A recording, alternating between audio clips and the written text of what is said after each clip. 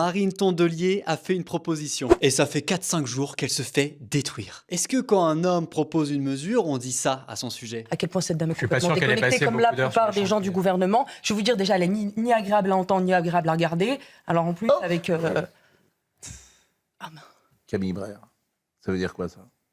Non, non. Vous l'avez dit tout à l'heure. Parce que... Non. Si c'était un homme qui disait ça, Mais moi, je suis une femme.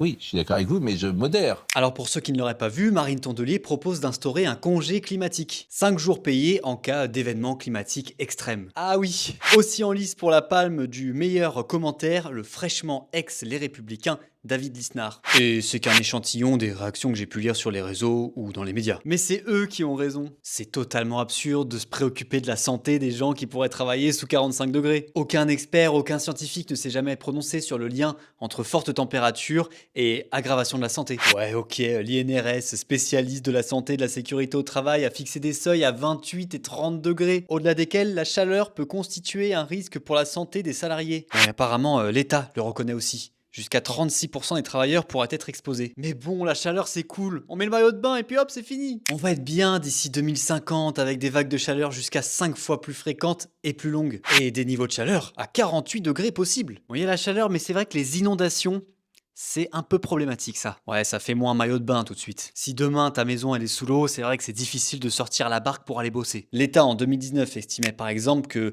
près de 18,5 millions de Français résidaient dans un territoire pouvant être confronté à des inondations par débordement de cours d'eau ou par vagues marines. Puis il y a aussi les incendies, les tempêtes, etc. Je vais aller voir ce qu'en pensent les chroniqueurs bien au frais sous la clim. Abonne-toi!